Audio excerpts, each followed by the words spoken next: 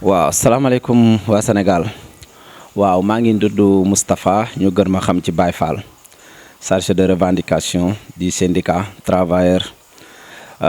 boulangerie pâtisserie restaurant du Sénégal tey nag dañu taxaw fii ci ay jafe-jafe yoo xamante ne travailleurs yi ñu ngi koy dund ci secteur boo jël ci yaakaar naa ci Sénégal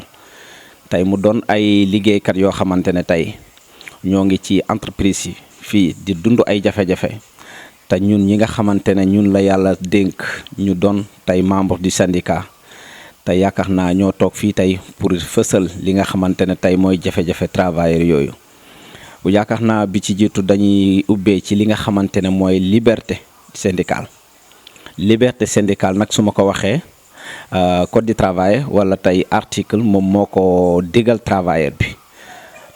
boo gëstoo article L29 code du travail yaakaar na mu ngi koy wax ci convention bi tey képp liggéeykat boo xamante ne tey yaa ngi sa entreprise moo xam contrat boo manti yor moo xam apprentissage la moo xam CDD nga moo xam CDI nga code du travail mu ngi lay digal nga dem bokk syndicat waaye nag tey patron yi nga xamante ne dañu nekk Sénégal ci entreprise yi nga xamante ne moo nekk ci biir réew mi rawatina ñun bi ñu bokk ak bi ñu nekk muy de la Brioche Dorée direction de la Brioche Dorée nag bokk na ci li nga xamante ne lii yitteem mooy tey jafe-jafe yi nga xamante ne travailleurs yi ñu ngi koy dund dinañ ci ñëw waaye bi ñuy ubbee nag mooy liberté syndicale bi nga xamante ne travailleur bi article moom moo ko digal yoon moom moo ko digal ci ginnaaw loolu aussi mu doon ay jafe-jafe ba tey yoo xamante ne travail bi mu ngi koy dund ci jafe-jafe yii ci biir réew mi la te yaakaar naa ñoo ngi ci lancer un appel ñi nga xamante ne ñooy administration yi nga xamante ne ñoo ŋànk secteur boobu ñoo ngi ci lancer un appel muy autorité yi nga xamante ne ñoo ŋànk secteur boobu lu demee ci caisse sécurité lu demee ci IPM lu demee ci IPRES mu doon lii secteur boo xamante ne yaakaar naa yéen ñi nga xamante ne yéen a ŋànk loolu yaakaar naa kenn tegul leen fa ku dul travailleurs yi kenn taxul leen fa toog ku dul liggéeykat yi ndax yaakaar naa loolu yoon moom moo ko wax yoon ci boppam moo leen fa teg travailleurs yi ci boppam ñoo leen fa tax a toog liggéeykat yi aussi ñoom ñoo leen fa teg te yaakaar naa loolu na ko yoon tëralee yoon jox leen nag tous les moyens pour ngeen contrôler loolu ci bépp travailleur ci bépp kërug liggéeyukaay ci bépp aussi entreprise boo xamante ne tey mu ngi ci fii ci biir réew mi yaakaar naa comme ni ma ko waxee ma laalaale ci aussi lu demee ci direction du travail ak inspection du travail lu jëmee ci contrat yi nga xamante ne liggéeykat yi ñu ngi koy dund ci ay jafe-jafe contrat di signer ay CDD 4 fois 3 fois 5 fois te yoon tëralee ne CDD une fois seul nga am droit renouveler ko te yaakaar naa bu fekkee ne tey dañuy indi tey benn contrat mu war ko renouveler 2 fois muy inspection du travail wala direction du travail yaakaar naa doon na loo xamante ne saytu boobu war ngeen ko ci mën a def pour lan pour dimbale aussi travailleur bi lii mooy sunu jafe-jafe yi nga xamante ne ñu ngi koy dund fii rawatina au niveau de la Brioche Dorée je interpellé nag directement direction de la Brioche Dorée ñu xool naka la ñu war a mën a def pour lii di jafe-jafe travailleurs yi tey ñu jéem leen régulariser ci nu mu gën a gaawee ndax lii yoon moom moo ko wax bi ci jiitu mooy yaakaar naa contrat yi nga xamante ne tey dafa concerné liggéeykat bi muy contrat apprentissage muy contrat CDD muy contrat saisonnier muy contrat ba ci CDI mu doon loo xamante ne kenn ku nekk ak secteur boo manti nekk am na catégorie boo xamante ne yoon moo ne fii nga war a bokk fii lañ la war a tënk te loolu jafe-jafe la yoo xamante ne direction de la Brioche Dorée mu ngi koy dund ak ay travailleurs am ay liggéeykatam en tant que membre du syndicat di wax ci kàddu syndicat bi tey doon na loo xamante ne tey lii lañ ko woo ci waxtaan pour ñu jéem a xool naka la ñuy def ci dialogue pour jéem a régulariser lii nga xamante ne mooy jafe-jafe yii bi ci jiitu mooy contrat boo xamante ne tey muy CDD nga koy renouveler nit ki muy ñaari yoon ba ñetti yoon muy 3 fois ba 4e fois te yoon ci boppam article daf ne nit ki amul droit signer contrat CDD plus de une fois seul benn yoon la yoon wax te direction de la Brioche Dorée mu ngi koy signal ay travailleurs am yaakaar naa lu ëpp benn yoon lu ëpp ñaari yoon lu ëpp ñetti yoon lii bokk na ci jafe-jafe yi maa ngi koy demandé nag wala ñoo ngi koy lancer un appel inspection de travail yéen ñi nga xamante ne ñun ñoo leen fa teg yéen ñi nga xamante ne seen doole bu ngeen am travailleur bi moom moo leen ko jox yéen ñi nga xamante ne aussi ñun ñoo leen di fay kon yaakaar naa jafe-jafe bu ñu am tey buñ ko dénoncé war ngeen ci jéem a wut saafara ci nu mu gën a gaawee te jafe-jafe bii wala yii ma wax leen ak yi ma leen war a wax travailleur wala liggéeykatu de la Brioche Dorée ñu ngi koy dund ci anam boo xamante ne nag man lu ma xam la te lu ma maîtriser la te loo xamante ne tey syndicat bi ci boppam du toog di ko seetaan en tant que membre du syndicat en tant que aussi chargé de revendication aussi dinaa ko dénoncer dinañ ko dénoncer ba nga xamante ne tey yéen ñi nga xamante ne yéen a ñu ci mën a dimbale jéem ñoo vérifier loolu xoolal ñu loolu ba nga xamante ne jafe-jafe yi yëpp dina teggeeku ci travail bi muy contrat yi ba tey muy catégorie problème catégorie yi ñu ngi jugal nit ki ci catégorie yoo xamante ne tey concerné wul nit ki par exemple catégorie yaa ngi nekk quatrième catégorie au lieu que ñu defal la quatrième catégorie ñu defal la première catégorie wala deuxième catégorie loolu dafa doon de jafe-jafe boo xamante ne travail bi ci boppam dina doon loo xamante ne lu muy perte xaalisam ci yaakaar naa ci problème de catégorie. voilà yii ay jafe-jafe la yoo xamante ne tey travail bi mu ngi koy dund ci problème de catégorie bu fekkee ne tey catégorie bi nga xamante ne yow fa nga war a bokk muy 6e catégorie nga war a bokk tey ñu déclaré la 5e catégorie wala 4e catégorie kon yaakaar naa lii day nekk jafe-jafe travailleur bi dina doon loo xamante ne travailleur bi ci boppam du ci bénéficier wu wala lim ci war a bénéficier wu du ko ci bénéficier wu kon yaakaar naa patron boobu ci boppam yaakaar naa moom moo ci bénéficier wu te lii aussi yaakaar naa yoon moo ko wax yii yëpp nag day di ay jafe-jafe comme ni ma ko waxee ñoo ngi lancé un appel nag ku demee ni tey inspection du travail ñi nga xamante ne tey yaakaar naa tey catégorie wala tey contrat de travail yi ñoom ñoo koy saytu yàlla nag jox leen wala yoon ma jox leen tous les moyens pour ñu mën a contrôler loolu pour ñu mën a vérifier loolu ba nga xamante ne travailleur bu nekk dina ci jël li nga xamante ne moom mooy àq ak yelleefam lii bokk na ci li nga xamante ne mooy jafe-jafe yi travailleur di dund rawatina au niveau de la Brioche Dorée si problème contrat aussi yaakaar naa bu fekkee ne tey da nga nekk ci kër gi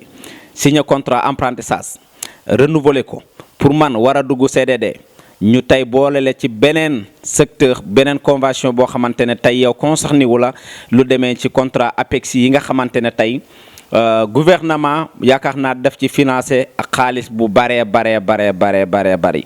xaalis bu bari sax te yaakaar naa loolu yëpp sunu xaalis la yaakaar naa ñun citoyens yi ñun liggéeykat yi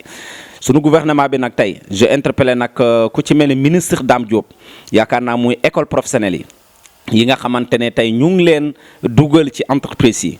rawatina ñun ci sunu entreprise bii di Brioche Dorée tey mu doon jafe-jafe yoo xamante ne ñooñu ñu ngi koy dund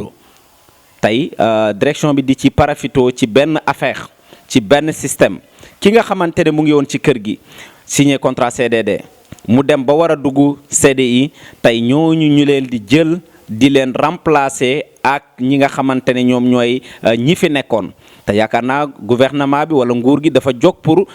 créer ay employés pour man nag kii créer ay employés yaakaar naa du dàqulu aussi employé li tax ma ne du dàqulu employé tey bu fekkee ne tey ñoom ñu ngi ci biir kër gi ñëw fi pour man tey ak ni nga xamante ne moom la convention bi waa tëddee ñoom ku ne xam ne amuñu salaire ndax ay élèves lañu muy école formation professionnelle bi nga xamante ne ministre bi ci boppam moom moo placé ay élèves placé fa aussi ay travailleurs première année bi ci boppam ministre bi moom mooy fay 40 000 francs entreprise bi du fay dara ministre bi mooy fay 40 000 francs kon foofu yaakaar naa ñu ngi ciy jàppale entreprise yi benn deuxième bi muy deuxième année bi ministre bi mooy fay 20 000 francs entreprise bi fay 20 000 francs tu comprends léegi troisième année bi ministre bi mooy fay 10 000 francs entreprise bi aussi fay 30 000 francs lii la tey entreprise yi nga xamante ne tey ñu ngi fii Sénégal rawatina de la Brioche Dorée bokk na ci ñi nga xamante ne tey ñooñu ñu ngi koy dund muy ay liggéeykat je interpellé nag directement muy ministre Dame Diop comme lii dañ ko def pour créer emploi yaakaar naa entreprise yi aussi waruñu fa profito di ci bénéficier wu loo xamante ne dañuy dàq ay employés muy demee ni tey la Brioche Dorée tey ku fi def apprentissage def fi CDD def fi CDD 2 fois wala 3 fois tey ñu jël la remplacer la ak ñooñu te ñii nekkuñu ñoo xamante ne tey ñu war a remplacer la parce que dañuy jóg pour créer emploi te kuy créer emploi nag yaakaar naa warul daxlu emploi ñu ngi leen ci remercier nag vraiment initiative bi rafet na trop mais dafa am loo xamante ne tey entreprise yi ñu ngi ciy bénéficier wu loo xamante ne tey xaw ma xam nañ ko wala xamuñu ko mais lii bëgg nañ aussi autorités yi ngeen gëstu loolu xool naka la fa xale yi nekkee ak naka aussi la ñu liggéeyloo xale yi ndax dëppoo na ak ni mu yoon wala dëppoowul ak yoon. yaakaar naa xale yooyu dafa am métier yu ñu tëral ne métier yii la ñu war a liggéey métier yii ci boppam lañ fa war a def muy emprunté tey par exemple lu demee ci boulanger lu demee ci pâtissier lu demee ci cuisine bokk na ci mais bëri na ñoo xamante ne wala entreprise yoo xamante ne rawatina de la Brioche Dorée tey xale yooyu bëgg nañ nag ngeen gëstu yan métier lañ fay liggéey ak aussi yan métier la moo dëppoo ak li nga xamante ne moom la ñu war a liggéey ndax yaakaar naa bu fekkee ne tey dañ ne la tey apprenti boulanger wala apprenti pâtissier wala apprenti tey cuisine nga jël dugal ko apprenti caissier ku ne xam na ne caissier amul apprenti wala nga dugal ko apprenti vendeuse ku ne xam ne ne vendeuse amul apprenti loolu aussi yaakaar naa bokk na ci li nga xamante ne tey xale yooyu ñu ngi koy dund te lii bokk na ci jafe-jafe yi indil ay travailleurs problème ci entreprise yi lii nag dañuy interpeller directement ministre Dame Diop lii mu vérifier ko ba xam nii la tëddee wala tëddeewul ko lépp loo xamante ne noonu la ko yoon waxee ndax ñii wala entreprise yii ñu ngi koy doxalee noonu wala doxaleewuñu ko parce que tamit ñun gis nañu ko yaakaar naa tey bu fekkee ne tey boulanger nga wala pâtissier nga wala tey cuisinier nga ñu jël yóbbu la secteur livreur ku ne xam ne laajul ko bokkul ci ñu yóbbu la aussi caissier ku ne xam ne bokku ci ñu yóbbu la vendeuse ku ne xam ne bokkul ci ñu yóbbu la feneen ak feneen ku ne xam ne aussi bokkul ci te lii bokk na ci ay jafe-jafe lii moom moo tax tey ñu toog fii pour demander lancer un appel autorités yi nga xamante ne tey ñoo ŋànk secteur boobu ñu dimbale ñu ci xoolal ñu loolu parce que yoon may na leen tous les moyens nag pour ñu vérifier loolu te yaakaar na ñoom fa ñu toog ñun ñoo leen fa teg su loolu weesoo tey ay jafe-jafe ba tey yuy travailleurs yi dund ci entreprise yi rawatina de la Brioche Dorée tey ay nit ñuy wax ay jigéen yoo xamante ne dañuy jóg pour daan seen doole ñu leen di wax technicien de surface tey ñu ngi ci kër gi nekk Brioche Dorée bokk Brioche Dorée nekk fa pendant des années 15 ans 10 ans 17 ans ba 16 ans lépp ñu nekk ko ci kër gi yaakaar naa tey te amuñu sax contrat de travail wax naa ko ci benn conférence de presse ak Guy Marius Sagna ñi ci bëri yaakaar naa di ma woo naan ma li nga wax maîtrise wala di ma corriger mais li ma wax lu ma xam la boo demee tey au niveau de la Brioche Dorée am na tey ñu fa nekk ñu ñuy wax technicien de surface ñu gën leen a xam ci waa Ramadane koo ci laaj am na fa 10 ans 15 ans amul kenn ku ci am contrat de travail amul kenn ku ci mës a am contrat de travail amul kenn ku ci mos a den congé amul kenn koo xamante ne tey repos médical existe na ci yow te ngay liggéey ka nekk ci entreprise amul kenn koo xamante ne tey dem na congé maternité amul kenn tey koo xamante ne tey férié jot na ñu war ko fay amul kenn kuñ ciy fay ci boppam jox ko bulletin de paie te lii ci boppam yoon waxul ko lii yoon daf ko tere te direction de la Brioche Dorée moo ngi koy def pendant des années yii bokk na ci ay jafe-jafe yi nga xamante ne tey tënk nañ ko ci plateforme revendicative bi nga xamante ne dañu bëgg toog pour waxtaan ak ñoom xool solution naka lañ war a mën a def pour jafe-jafe yii travailleurs yi dund tey ñu régulariser ko teggi leen ko ba nga xamante ne dinañ jël kenn ku ne dina am li nga xamante ne noonu la ko yoon waxee yii bokk na ci injustice yi nga xamante ne tey ñu ngi koy dund travailleurs yi ñu ngi koy dund te lii nag ñu ngi interpeller directement ku demee ni caisse sécurité ku demee ni IPM ku demee ni aussi IPRES yii ñu vérifier ñu ko saytu ko ba nga xamante ne lii dina teggeeku ay jafe-jafe yii dina teggeeku ci travailleurs yi bu loolu weesoo tey am na ay jafe-jafe yoo xamante ne travailleurs yi rawatina travailleurs de la Brioche Dorée ñu ngi koy dund tey muy ay contrat ma waxaat ko APX contrat APX ku ne xam na ko yoon tëralee ku ne xam na ko yoon waxee tey nga jël nit ki ku fi nekk pendant des années nga dugal ko ci contrat APEX te loolu concerné ko te kooku bi muy nekk ci kër gi contrat APEX ci boppam yaakaar naa bokkul ci woon contrat APEX boobu wàccegul ndax ku ne xam ne décret bi ak ku ne xam ne biñ ko kii ak léegi defagul ay at wala yaakaar naa yàggagul dinañ leen jox année bi ak date beeg yëpp tu vois ñoom xam nañu ko ñun xam nañu ko kon yaakaar na yii ay jafe-jafe la bëgg nañ nag administration ñi nga xamante ne ñoo ŋànk secteur boobu waxaat naa ko je le dis je le répète bëgg nañ ci ngeen contrôler ñu loolu vérifier ñu loolu ci nu mu gën a gaaw le plus rapidement parce que lii ay jafe-jafe la yoo xam ne travailleurs ñu ngi koy dund fii ci biir réew mi te ñi koy dund ñëpp ay sénégalais lañ juddoo Sénégal yaroo Sénégal màggee Sénégal di daanee seen doole Sénégal te yaakaar naa tey sa réew tam bu fekkee ne moo lay xañ lii yaakaar naa kon beneen réew bu la ko xañ vraiment kon dara wul ko ci fekk. yii bokk na ci ay jafe-jafe yoo xamante ne tey travailleur bi mu ngi koy dund te yii moo tax tey chef entreprise yi wala tey patron d'entreprise yi bëgguñu ko jege syndicat. bëgguñu ko laal syndicat bëgguñu tey koo xamante ne tey mu ngi bokk syndicat rawatina direction de la Brioche Dorée direction de la Brioche Dorée tey moom waat na ko nee na bépp travailleur am boo xamante ne tey gis na la wala dégg na la wala xool na la wala yow xam na ne tey da nga bokk syndicat pare na pour déclarer la guerre ci bépp fànn moo xam contrat boo mënti am bu fekkee ne yow apprentissage nga am jàppal ne pare nga. doo signé CDI bu fekkee ne CDI ngay jàppal ne kenn du la renouveler sa contrat à cause de lan li nga bokk syndicat te yaakaar naa lii tey syndicat yi duñu ko seetaan ñu ngi ci remercier nag vraiment confédération yi ku ci mel ni tey CSA ñoo ngi ko ci jaajëfal bu baax njiit mi di secrétaire général Ilimane Diouf ñoo ngi koy jaajëfal bu baax di remercier aussi de passage vraiment sunu xarit Gaynde Sénégal di Guy Marius Sagna nga xamante ne vraiment askan wi rek a ko ñor injustice ci boppam du ko seetaan kenn di ko dund mu jóg aussi jàppale ñu ci xeex bi ñu ngi ko ci jaajëfal bu baax a baax di remercier aussi sama mbokk yi nga xamante ne tey ñoo ñu seet si woon di waa Paco TV yaakaar naa ñoo ngi leen di jaajëfal di rafetlu aussi seen taxawaay ci askan wi di rafetlu aussi seen liggéey bu rafet. vraiment ñun ñoo ngi leen di jaajëfal bu baax a baax ngeen jël seen yitte jël seen temps jël seen lépp pour lan askan wi kon yaakaar naa ñun tamit dinañ leen remercier bu baax a baax maa ngi tudd Moustapha ñu gën ma xam ci Baye Fall chargé revendication du syndicat travailleur yi ñuy wax boulangerie pâtisserie restaurant du Sénégal tey ñoo taxawoon fii tey pour waxtaan ak askan wi pour dénoncer li nga xamante ne travailleurs yi tey ñu ngi koy dund pour jafe-jafe yi nga xamante ne liggéeykat yi ñu ngi koy dund ci entreprise yi nekk ci fi biir Sénégal rawatina de la Brioche Dorée te yaakaar naa lii ñoo ngi ciy woo nag